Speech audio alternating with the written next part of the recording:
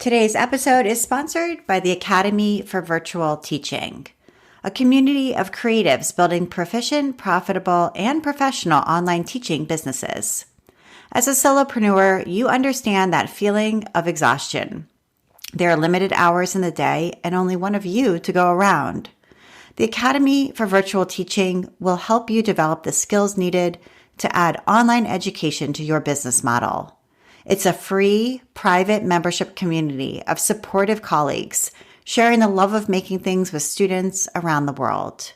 They've got an entire library full of equipment reviews and technical skill-building workshops. And they invite you to join the Academy for Virtual Teaching at a4vt.com. That's A, the number 4, vt.com. They can't wait to see you there. Thank you so much, the Academy for Virtual Teaching. And now, here's the show.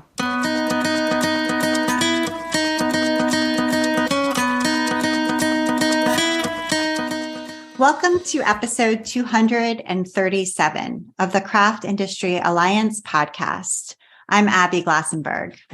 Craft Industry Alliance is a community for craft professionals where you can strengthen your creative business, stay up to date on industry news, and build connections within our supportive trade association. Check it out at craftindustryalliance.org. Today on the show, we are talking about modern quilting with my guest, Libs Elliott.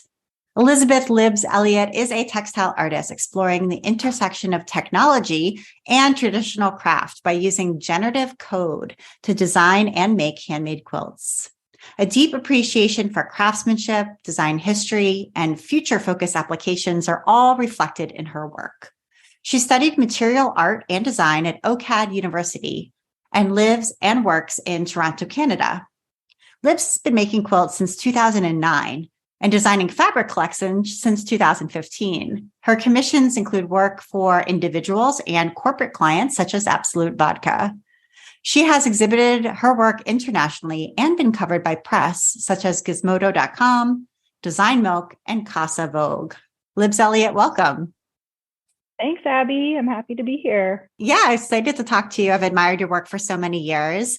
And I actually thought maybe we could start in an unusual place, which is around generative AI. You know, I feel like this is the big topic in the news right now. And it's so funny because you've been doing this forever. And now it's like putting a prompt into ChatGPT or into one of these AI art generators and getting something back and then maybe using that in some other creative application is what everybody's talking about today. So I thought maybe you might have some thoughts about it, since maybe you can start by telling us that process that you use and kind of discovered to generate patterns for your quilts. And then, reflect. I'm sure you've been following this news a little bit. So just reflecting on why that's an interesting process for you.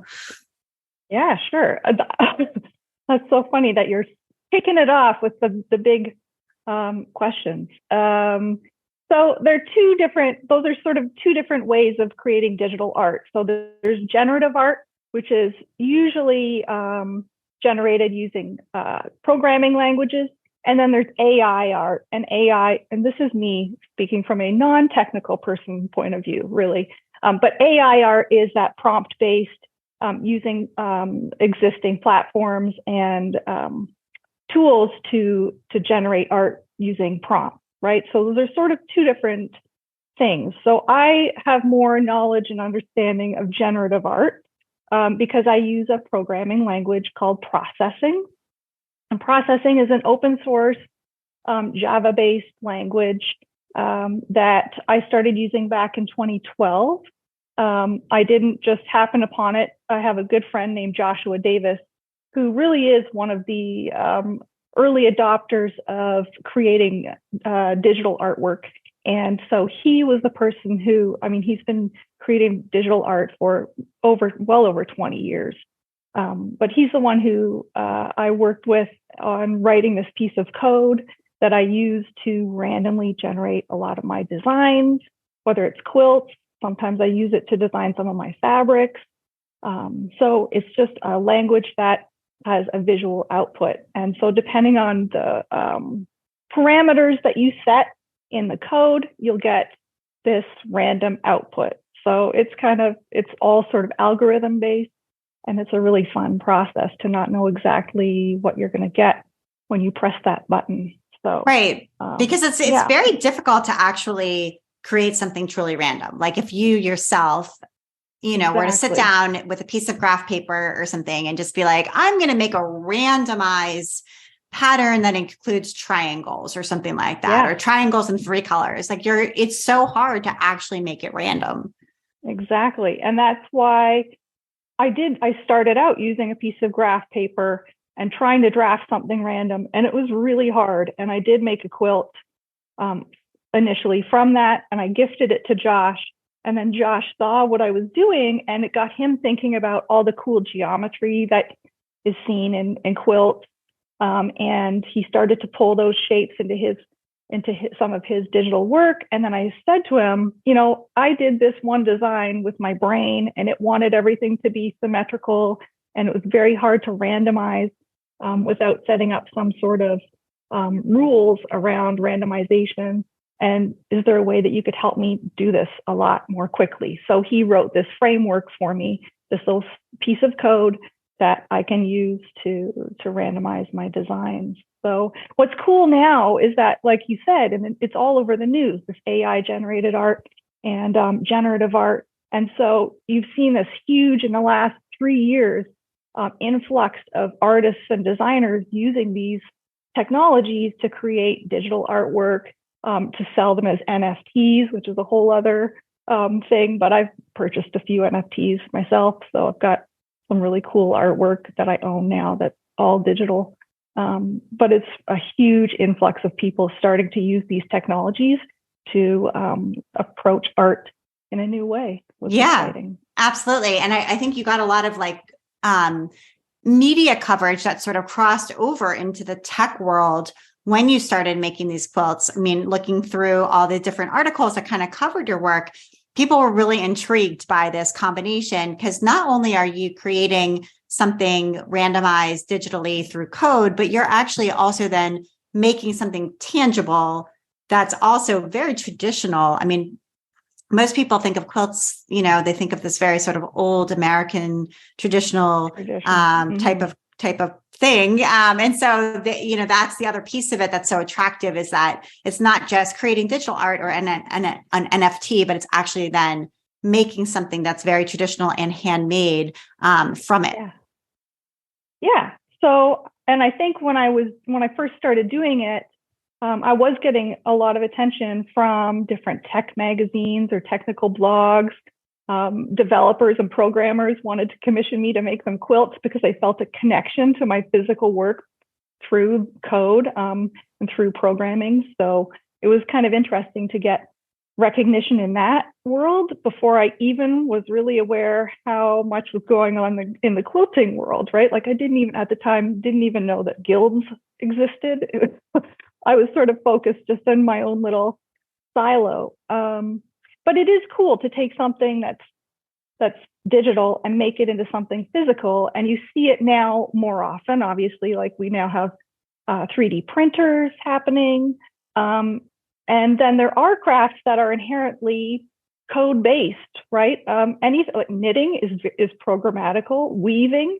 And so in those areas, you will see people experimenting with taking technologies and weaving something from a code or knitting something from a code. So I think I was the first person to do it where I took code and quilted it. So I had to break it down and make it into something physical. But I do love that connection between the intangible digital aspect and then the physical, taking something that is really traditional craft and putting a new spin on it. Can you say a little bit about the parameters when you're putting the parameters into the code? Like, what are they? Are they like I said, like triangles in 3 colors, and create something for me that's, this size, or I don't really know anything about it. So tell me a little bit about when you actually sit down to put it into this snippet of code, what are you putting in there? Or what do you need to have prepared to get ready for that process? Yeah. So in the code, I can define how large I want the grid to be. So I'm setting up a grid just like I would with graph paper. And I set up colors I want to use. And often I'll pull colors from photographs or images that I like, and I'll use hex values, so digital values for each color. So I'll set up a color palette that I want to try out. And then I also have a whole folder full of all these different quilt blocks that I have drawn. So imagine they're just like a coloring book where they're empty quilt blocks. They haven't been filled with any colors yet. And I can choose which ones I want to try out on the grid. And then I can also play around with scale. So have them all show up on the grid with the same size, or have them show up at different sizes and then they kind of overlap. I can rotate them in different ways and flip them. So then when I run the code, it'll take all the blocks that I chose and randomly place them on the grid. And it'll take all the colors I chose and randomly fill every single shape with those colors, and randomly rotate them based on, the rotation that I've selected. So you can get these really cool results really quickly. Within a couple seconds, I'll get a render on my screen. And I can save that out as a PDF and then take that into Illustrator and clean it up, or figure out if there's anything I want to tweak before I decide to make it into a real life quilt. So I've got thousands of renders at this point sitting in folders that I have never made into quilts, but but I always go back to them too. If there's something that I generated 5 years ago digitally that I'm still really drawn to, then that tends to move forward and become a real quilt.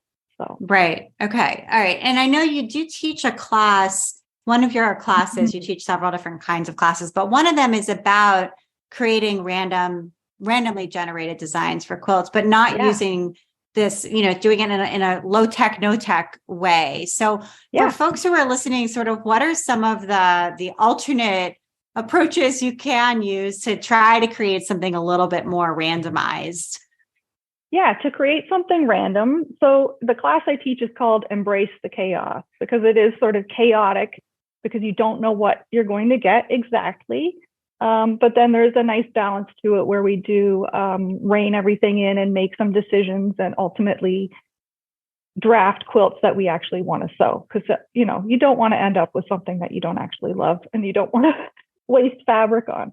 But you can absolutely, generative art doesn't have to be code-based. To make something generative or random, what I do in the class is like I use a die. So we're rolling dice, we're pulling bingo chips. You could set up another system of randomization where, say, you make a whole bunch of half square triangles or cut out a whole bunch of squares and you just put them in a bag and you pull out one by one, pull from that bag without looking, and that's your next piece that you're going to attach. So there are all kinds of simple ways that you can randomize a method to create something. And it's almost, I don't want to say it's improv because I'm not an improv quilter, but it is in a way improv because you don't know, you have some control, but you're also allowing things to just flow and happen. So, yeah. So I'd love to go back now that we've kind of dug into what you do and what you're sort of known for when it comes to sort of the interface of technology and quilting, and learn a little bit more about you. So I know you live in Canada now. Did you grow up in Canada, and where did you grow up? Yeah, I grew up in a small town not far from Toronto, so about an hour away, called Lindsay, Ontario. And my dad was an antique dealer, so that was really the first introduction I had to quilting, or to quilt. So I don't have family members who quilt. My mother-in-law quilts, but as a child, my exposure was to go to auction barns every weekend with my dad because he was always picking and finding things for his shop. And he had a few quilt collectors that he would buy quilts for. So going into these auction barns every Friday night, they would be lined with quilts hanging on the sides of the barns up for auction from homes out in the country. And a lot of them didn't have names or unfortunately no names or no years stitched onto them, which is always sad. But, I saw so many beautiful crazy quilts and red and white quilts and just really wonderful pieces. So I was always drawn to them as a child because they are so big and graphic and just exciting as a kid. So And did That you was learn to nice. sew as a child, or did you learn sewing later? Yeah, my mom taught me how to hand stitch. She always says she's not very creative, but she is. Like, there's a practicality and importance to knowing how to do some basic stitches and how to sew buttons onto things. And I also learned how to iron things when I was very young. That was one of my tasks. So I learned to hand stitch when I was like maybe 8 or 9. And then in high school, I took the sewing class. So it wasn't the full home ec. I didn't learn the cooking part. It was just sewing for a whole semester. And it was great. I loved it. It was garment sewing. And it was my first time really using a machine and learning all the basics. So Yeah, yeah. sewing definitely needs to be part of school curriculum because it's hugely important for introducing kids to what's possible. And I feel like you walk in there in high school or even in middle school, and you sort of see the potential in sewing, and you never know where that's going to go. Plus, as you said, it's a practical skill. So I hope that sewing in school sticks around. Me too. It would be I mean, it's a skill.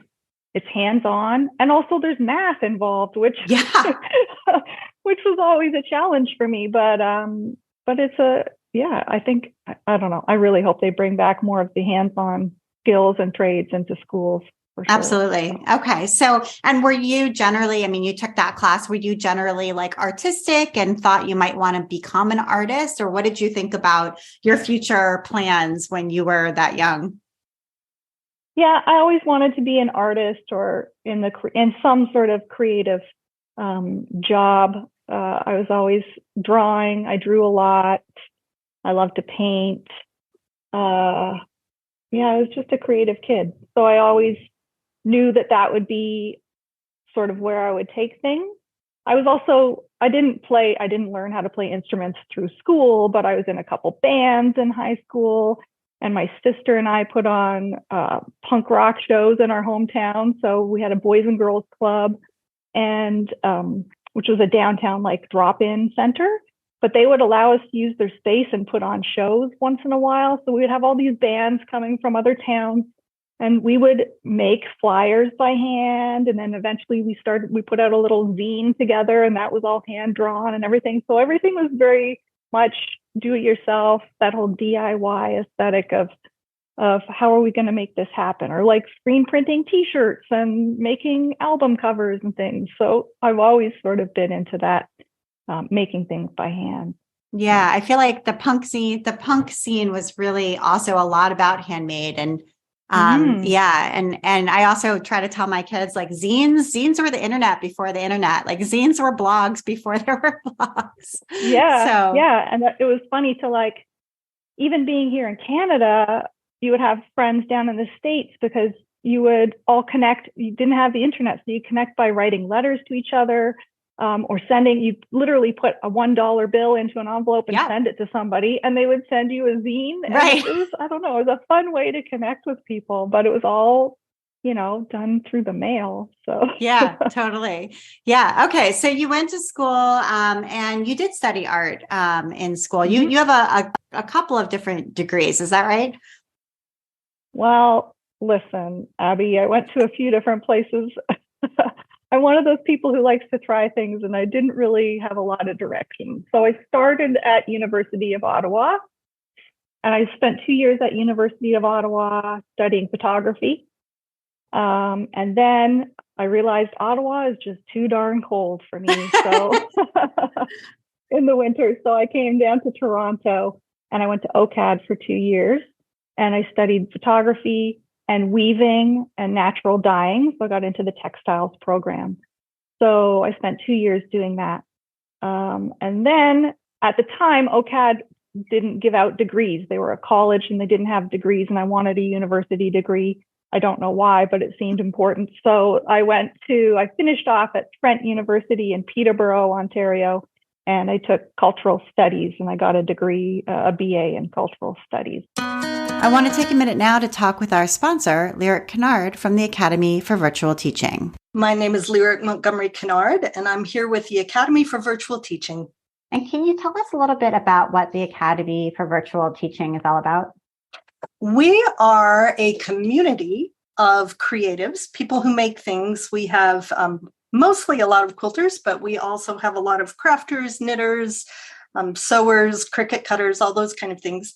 And we all teach online in some way, or we are interested in the technology used to teach things to people through a screen. Great. And so, I mean, I know for myself, like it can be overwhelming to learn all the parts that are required to do this and do it well at a quality level that I would be comfortable with. So is that part of what you break down for people to make it easier to get started? Right. The fear of the tech, right? We're all there at some point, and it's always changing.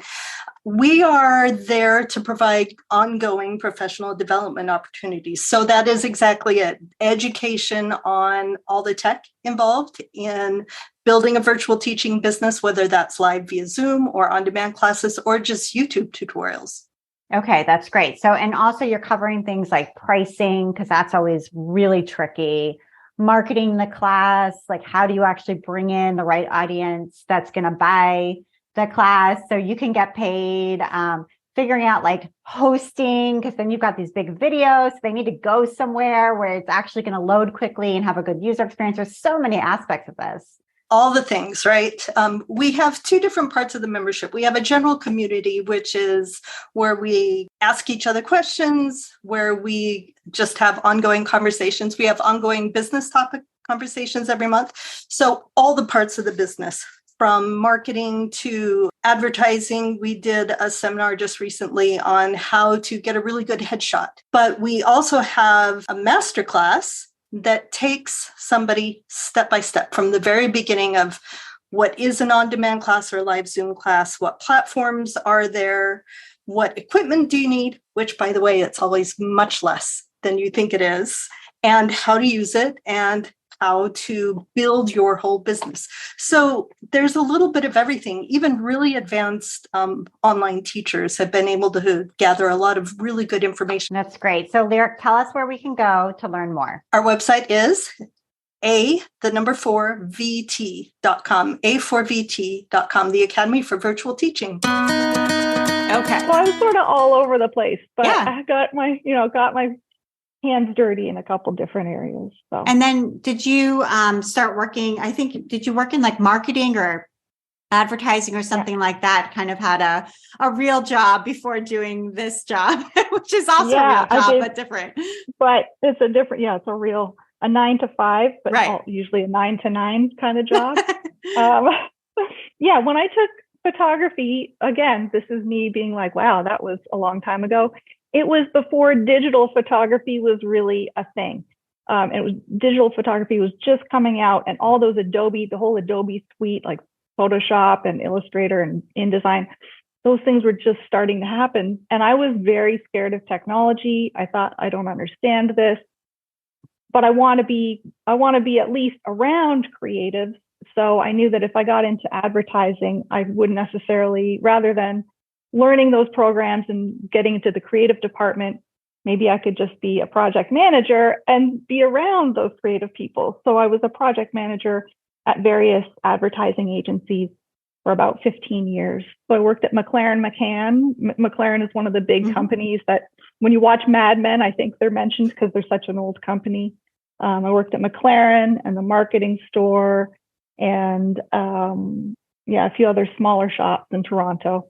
Okay. That's interesting that you kind of chose that path in order to avoid technology. Like, I mean, I get it, right? It was scary. And for those people who were really interested in photography or graphic design, and that sort of transformation happened, that digital transformation happened, it was really a huge sea change and was scary for a lot of people for a lot of different reasons. But it sounds like you kind of chose this particular path in order to not have to learn Illustrator and in order to not have to, figure out the technology aspect of digital photography or whatever. And then here we are, we opened with you talking about how you use technology as a vital part of your practice. So anyway, I just thought that was kind of an interesting thing to notice.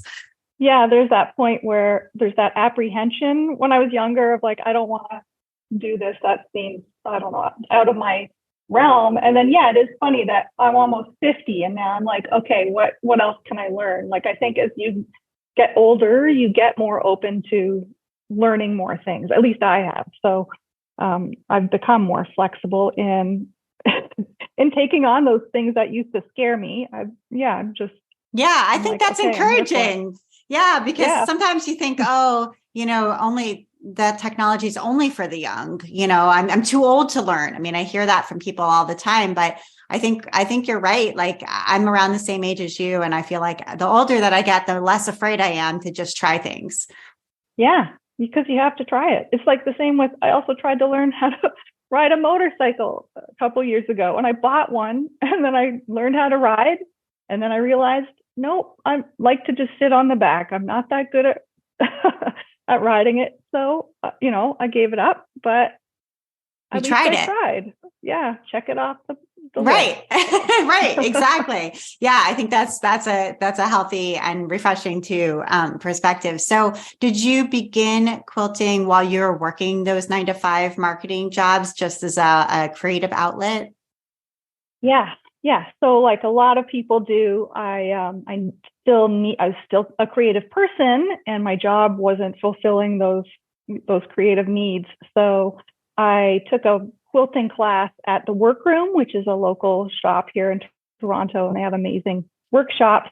And so I signed up for a sampler class, and it was just really nice to be around other creative people and looking at all the amazing fabrics that were out there and choosing all these different fabrics and cutting them up and just learning all the basics of quilting. And so it really was that stress relief that I was looking for from my day job. Yeah. I don't know that I know about a sampler class. Can you say more about what that is? I'm imagining making like a 9 patch and making half square triangles. Like, is that what it is? So you end up with a quilt that's all different blocks, or what does it actually contain?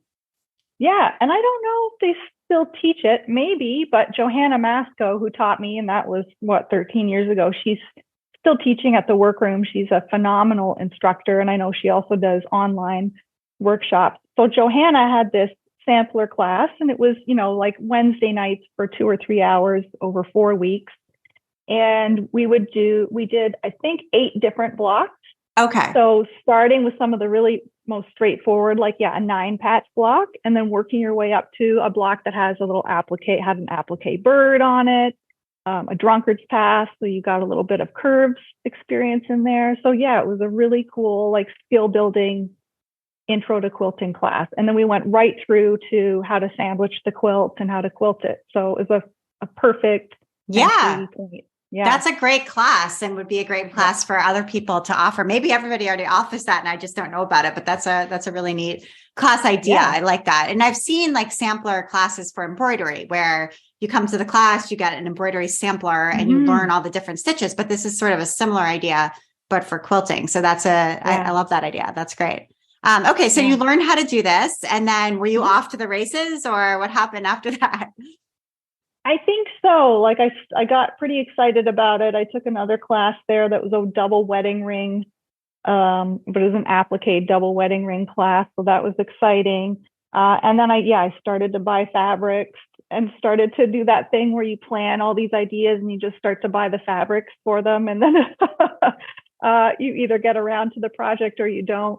But yeah, I was pretty much hooked after that first class on, this is the thing I want to do, at least, as my hobby. And so I spent a few years making a few different patterns, but then pretty quickly decided that it wasn't fulfilling enough for me to follow other people's patterns. I wanted to start making and designing some of my own quilts. So that's where I sort of started to shift into drafting up my own ideas and then connecting with Joshua Davis to create these generative quilts. Right. And do you remember the first generative quilt that you made? Did it come out the way you wanted it to?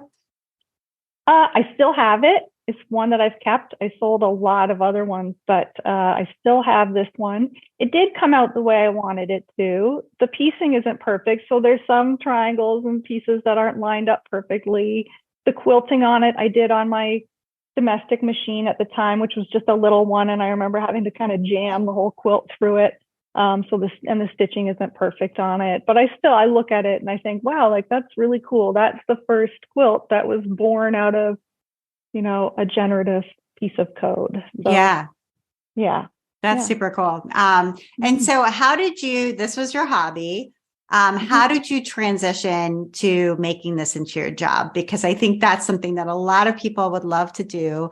It seems very daunting though, when you're working full time to figure out how to actually make this into something that's going to generate income and support me in the same way. Yeah. I can tell you it was a long, long time before I was making what I made at a day job. And it still always makes me nervous thinking like, how am I going to do this year? And what am I going to do? But so the transition was sort of a nice soft transition because I had my second child and we get a year off a maternity leave in Canada. So I was on my maternity leave, my 1 year. And during that year, I was raising my two kids, but then also spending time quilting and figuring out ways to make some money. So I was doing quilt commissions, and it wasn't totally intentional, but I do think by the end of that year, I said to my husband, and luckily I have a partner who at the time too was, working full time. So we've got that income coming in. So I was able to say, I don't want to go back to the office. So I did mostly commission quilts, and I didn't go back to my office job, but I did continue to take some contracts. So like contract freelance project management jobs, because I wasn't making what I had, when I left the advertising industry initially. So yeah, it was one of those things too, where I sort of jumped into this whole quilting industry, and I didn't know that there were guilds. I knew people wrote patterns, but it didn't dawn on me until somebody said to me, "You should write a pattern." I was like, "Is that what people do?" I didn't realize that people sold their patterns. So I wrote the Rebel Quilt and published that. And that one started to, people started to purchase it and make it. And that was really cool to see. It's like virtually collaborating with other people, where they buy your pattern and they put their own creative spin on it. So yeah, I got into it basically by doing commissions, selling quilt patterns, taking on contracts. So it wasn't really full time. And then eventually moving into fabric design with Andover and teaching. So it was like all these little things where it was almost like people would approach me and say, "You should teach a class." "Oh, that's something I can do? Okay, you want me to do that? All right." So I sort of not fell into it, but it was very organic, growing my business and being able to do this full time. It is daunting. It is. Were there skills that you can identify from your project management years that were helpful when you made that transition? Totally. Like scheduling and doing what we call work back schedules. So when I'd say I want to launch this pattern, okay, well, what do I need to do? What are all the steps that I need to do in order to get that out into the world? And what are my key dates that I have to hit to do those? So just scheduling, and I still use that now for like a sew along. Always have spreadsheets going with dates and all the information, and I track all of it and make sure that I'm hitting my deadlines, because it's still just me. I don't have any staff, so it's still me like planning out my marketing too, because I have a marketing background, being aware of what's out there for marketing and who your audience is and where your audience is and how to grow that, which is still a huge challenge on certain platforms. But yeah, I definitely still use a lot of my project management skills. I would say where I fall down, and I'll be honest about it, is the financial side of things. All the budgeting and planning and knowing where all my money is coming from and what percentage. And I'm still, because it's the part that I don't like dealing with. So, but I know I need to. So I'm getting better at doing at doing the actual financial tracking and understanding where my money is coming from and where my best, what would you call it? Like income streams. Mm-hmm. What streams are worth it and which ones are like, actually, this isn't really serving me, so maybe I need to quit doing that. Right. It's really the analysis of the numbers that's important there. Mm-hmm. Yeah. And I'm still learning to analyze. No, that's a big task. And you've done some really good collaborations, interesting collaborations with some other companies. And I wondered if you could talk a little bit about how they came about. And I know about the Absolute Vodka one. We had done a little post on our site about it. And for our series, How I Got That Gig, which was a while back, but it's such a neat collaboration. So maybe you can talk about that one. And if there are other collaborations that you felt like were significant along the way, we'd love to hear about that too. Yeah, sure. So Absolute Vodka, this is one of those things that, number one, the campaign was being run by an agency in Toronto. And because I'd worked in advertising before, some of the people at that agency had been following me and knew who I was. Some of them had worked with me in previous lives. So there was that. Also, I did a few interior design shows showing my quilts. So rather than doing quilt shows at the time, I was doing interior shows. So I did the New York Design Week down in New York City a couple times, and I did the Toronto Interior Design Show. And through that, and just showing my quilt in those to those people, one of the people who worked at the agency at the time saw my work and took my information, and then a year later approached me about doing this Absolute Vodka collaboration. So it was really cool to, for once be that creative person at the table rather than being the project manager and, pitching to this client. And Absolute Vodka, I previously worked mostly in on automotive accounts, which are somewhat creative, but there's a pretty kind of standard advertising that they follow. But Absolute is open to so many things, and they're just the coolest client to work with because they just want you to be creative. So they were really exciting to work with. So I designed the bottle itself, which was an Absolute Canada bottle, and I used the programming language to generate the design, and then I tweaked it, obviously. And then they also wanted me to make some quilts to go with it. And they filmed me making some of the quilts to show in their advertising. So I ended up making 3 Absolute quilts and then doing the bottle, which was limited edition.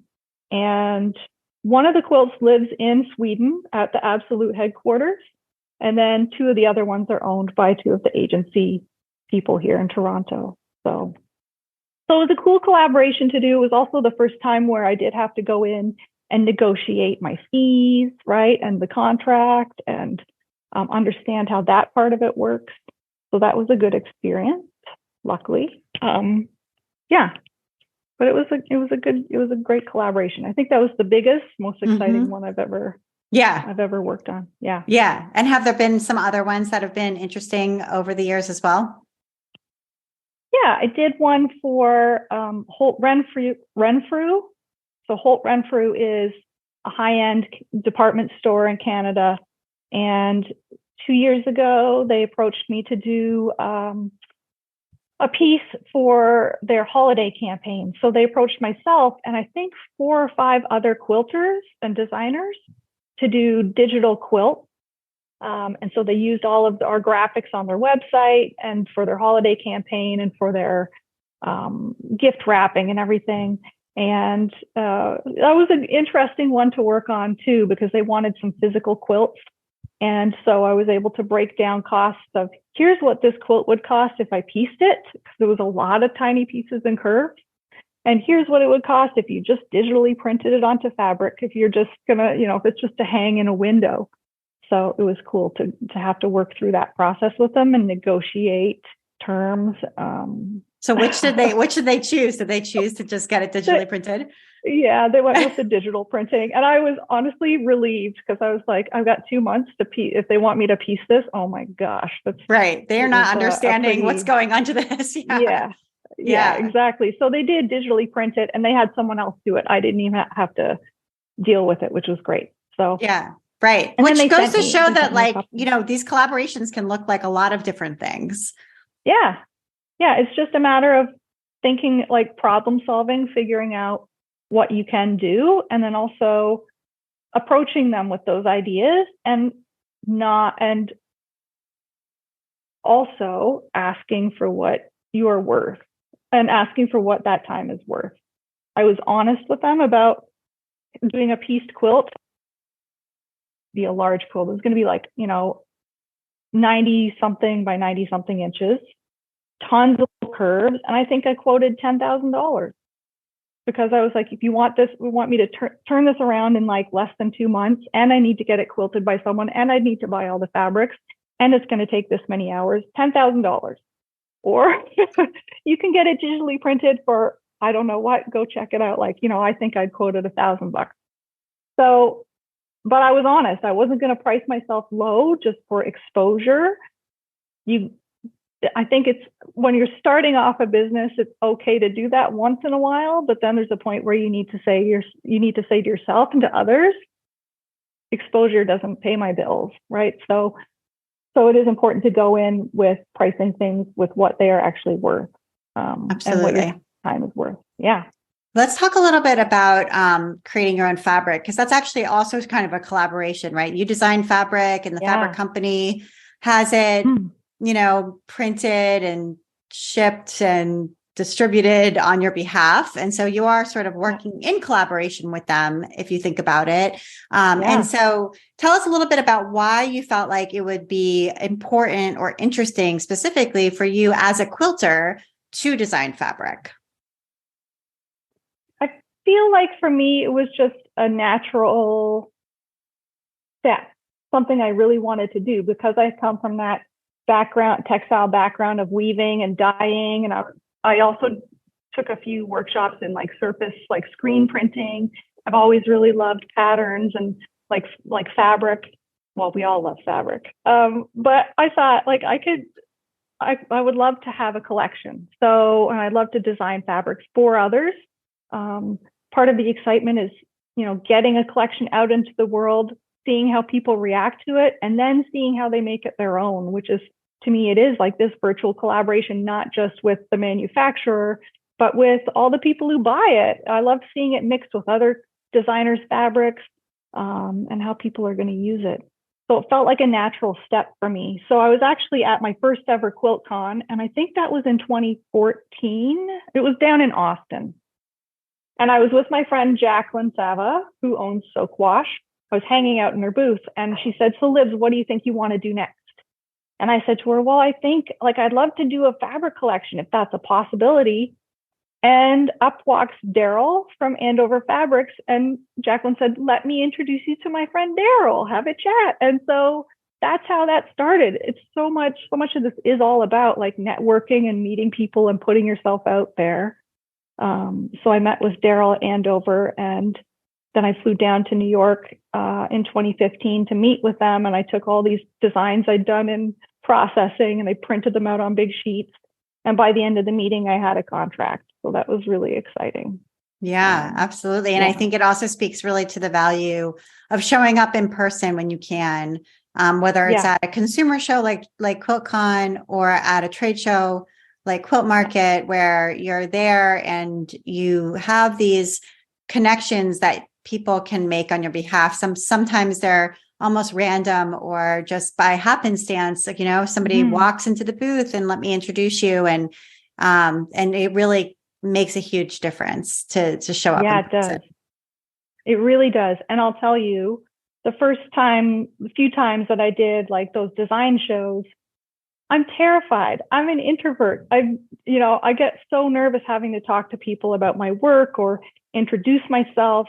But the more you do it, the easier it becomes. And it is so important. And once you realize when you're in spaces like QuiltCon or Quilt Market, for the most part, people are happy to share their knowledge.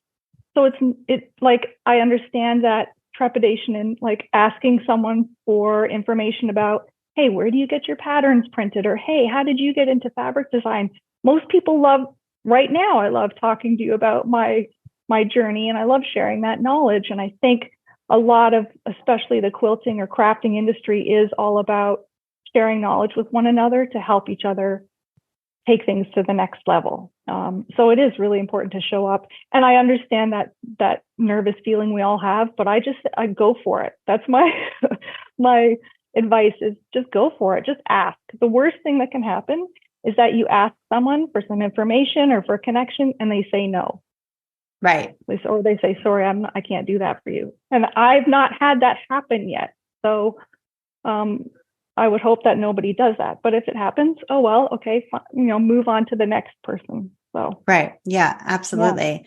Yeah. And you were with Andover, then switched to a different fabric company briefly, and they're back now with Andover. And I wondered if you could talk just briefly about why that might happen for designers, where they switch to a different fabric company, because there's, probably 36 or so companies in the quilting world that, produce quilting cotton and, have freelance designers that they work with. And it's fairly common, actually, for designers to move from company to company over time. So I just wondered if you could shed some light on sort of how that happens or why that might happen.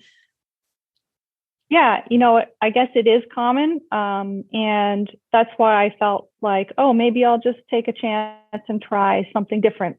Because there are so many, there are some of these big manufacturers. They all have different ways of functioning and running. They all have different types of contracts and agreements. They have different places that they get their fabrics manufactured. And different team setups, different ways of marketing. So I think, I just got curious. I had been with Andover for quite a while, and I got curious. And during the pandemic, I'm based in Canada, and I felt like, oh, I'm never going to be able to leave home again. And there's this Canadian company that I decided to switch to. My contract with Andover was just sort of rolling over, and I gave them enough notice that it left me in good standing with them. And I switched to Figo Fabrics, who are owned by Northcott. And, I really loved the way that they do their marketing, and they have a really wonderful team. But then eventually, I was with them for 2 years and decided that it just wasn't a fit, that I really missed Andover. And Andover was like, for me, it was very much like it's a family-run business, and I felt like part of the family, and it did feel really awkward to have left them and gone somewhere else. But I was like, no, this is a business decision. Keep the business hat on, not the emotional hat. So I did that, and then I realized, no, you know what? My contract was ending with Figo. It was a 2-year contract, and it was coming to an end. And so I gave them notice, and I said, this was great learning experience, and I really enjoyed working with you, but I'm done here. And so then I went back to Andover, who just felt like a better fit for me. So, and I think that's what designers do. You're looking for a good fit just from a business perspective and workflow and team perspective, and and also your contract as well, obviously. But I feel, at least for me, I can't speak to other designers who switched to different manufacturers, but for me, it was all about fit. And I really I feel like I'm part of that Andover family, and it's very collaborative. I work quite a bit with, not just with the creative director, but also with the marketing team and the distributor team and like the warehouse people. Like, I'm in contact with everyone there. So I really enjoy being part of that team. So yeah, it would be interesting to get more insights. I think overall, that whole designer and manufacturer relationship is we don't talk about it a lot, or at least I don't know a lot about it. I don't even know, how the other designers at Andover feel, or, what their contracts are from a business perspective, or why they stay with Andover. And it would be interesting to get more insight from the other designers about, well, why did you choose this manufacturer? And what are your terms, or what do you look for when you're looking to partner with a company. We don't always share a lot of that. So it's good to talk about it and be honest, right? Yeah. And it allows other people to get some insight into like what goes on in that world, or how do those relationships work. Absolutely. And you've also added a new income stream. I don't know how new it is, but another income stream, which is Patreon, which allows you to have supporters who support you in a different kind of way. So talk a little bit about your Patreon and why you decided to choose that platform, and kind of what the insiders get, the patrons get from being part of that membership. Yeah. Patreon, I started about 6 or 7 years ago. I was like the first quilter to use that platform, I think. It was really new to me. Someone had told me about it. I had no idea what it was. So I checked it out and realized, there's this, it's pretty cool in that you can get people to sign up for memberships at different tiers or different levels. And depending on the level you're at, the amount you're paying, you get different rewards. So I have a few different tiers. Some people are in it and they get a mug every 3 months, or they get a sticker, or I also give out free patterns for people who join. I do block of the month for patrons. So we do a block. Oh my gosh, we've been doing a block of the month for, this will be 16 months. We're done. After this, it was the longest block of the month program. Was not a good decision. But we're almost done it, and I'm really proud of my patrons. But like for $3 a month, you could join that and get a free block and a video tutorial. I do virtual hangout sessions, so we're all really getting to know each other and connect with one another, which is really fun. Not in person, but face to face, which is it's the only time I get to talk to other quilters is on my Patreon Zooms. So it's a really interesting platform to use, and that's where I blog and and to capture people. And then what's nice is those people are my supporters. So whether they're paying $3 a month or the $25 level, that is my only guaranteed income every month is Patreon. So that's my one, it's a huge, even $3 is a lot of support for me. It helps pay a lot of my bills. It pays for my studio space. It pays for my kids' lunches. So it's been really good to have a Patreon. And I'm always trying to grow it or figure out new ways to make people stick around and get new people to join and to keep it interesting. Yeah, absolutely. I think recurring revenue is really, really nice, and it can become a really important part of the overall puzzle of making this work. Yeah. And I know that there are some new platforms out there. So there are some that I've been checking out that I feel that I may end up migrating to at some point, that are a little more community focused or allow more interactivity than Patreon. Patreon seems very much more one way, where you're pushing information out and there's no forum basically for people to really chat. Right. Right. So there are limitations to Patreon. So I have been looking into some of these new platforms. But I do think it's really cool. There are, now there are more and more quilters and craft people who are moving into these membership and subscription services. Yep. And it really is helpful, especially, and I understand, I've heard some people say, on Instagram, or some people say, like, I don't like the idea of having to pay a monthly membership to access your creativity. And I understand that, but also I don't have this is my day job. This is what I do. So it's not like this is supplemental income to me working somewhere else. This is what I do for a living. So I do appreciate when people sign up and pay that membership fee. So it is so there are those people who are like, I don't like having subscriptions. And I totally get that. It's just can be just another payment thing that you have to make every month. But it's also very cool that most of these platforms allow you to get a couple months free, drop in or drop out whenever you want to, and stop your subscription and resubscribe. It's pretty straightforward. And there are lots of people who do support it. And I'm just super thankful. I have patrons who've been around for the 6 or 7 years, from the start. And now they're good friends. And, we've connected in person. And it's more than just a transaction for me. It's very much also about building a community and making connections with others. So yeah, and I know there's a price on that, but it's like I'm really grateful to the people who support me. So. And you have a sew along coming up. I think it's coming up in April. So tell us a little bit about that. Yeah. So like I said, with Patreon, I do these block of the month programs. And I've done quilt-alongs over there too, but I've realized, I miss doing a big sew along with everyone. So I've got this new quilt pattern out called Static Age, and it's all these lightning bolts, and it's a really fun, pretty straightforward pattern.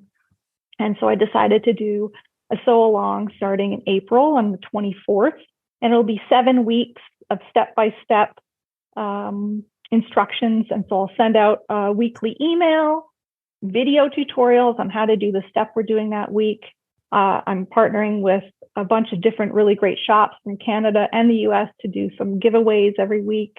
So that's exciting. And I think it helps to build on my relationship with shops too. So as a fabric designer, it's very important for me to help promote all our small businesses and all our independent fabric stores. So if I can do a sew along and help some of those shops put together kits and sell their fabrics and sell maybe some of my fabrics, that helps to support their business. And then it helps to support mine because then it adds to my email list. So it's just this new, for me, I haven't done a public sew along in a long time. So it's cool to see already I've got 300 people signed up and we're still a month away from the start. So that's really good. Yeah. That's great. Yeah. And I love what you said about supporting shop owners both as a designer and as a fabric designer, but quilt designer and a fabric designer. I think that's so important. So yeah, I want to make sure we get to your list of recommendations because you've got a couple of really good ones. One of them is Heidi Park's arthritis and hand yoga video, and we'll link to that in the show notes. And we've had Heidi on the podcast in the past, but tell us why you like this particular video. I love all of Heidi's hand yoga videos. About a week before QuiltCon, my hands started to really just tense up, and I was having a really hard time even like picking up my mug of coffee in the morning. And so I was like, wait a minute, Heidi has this whole series of hand yoga videos on YouTube for anyone to watch. And she takes you through different steps on hand exercises. And it's so important to keep our hands soft and supple and movable, especially in what we do. So she's just very calming too. Like, you've met Heidi, like she's just got this amazing calm presence. So hand health is really important. It is, no matter what kind of craft you do, it's important for all of us. And you wanted to recommend an excellent podcast that I love too. It's the Stitch Please podcast with Lisa Woolfork. Yeah. So Stitch Please, I've been a Patreon supporter of Lisa's for a while now. I love her podcast. Before QuiltCon, she had organized this amazing space at QuiltCon, the So Black Affinity space. It really, I feel like it's really helping to shift things at QuiltCon at that kind of an event. But I was sort of, I don't know, sometimes I get all like, I'm feeling overwhelmed about going to QuiltCon. And then I listened to her interview with Carol Lyles Shaw, and it just got me pumped. Like, they were both so well-spoken and just excited about getting there, and just hearing someone like Carol speaking with Lisa. It was just really inspiring, and it got me excited again about quilting in general and going to one of those events. So she's always got fantastic interviewees on her podcast. She does. I feel like it's like taking a college class sometimes when I listen to it. Like she really teaches you. Yeah, she does. She teaches. She's fantastic. It's good. And I was so happy to have a chance to quickly meet her at QuiltCon and give her a hug.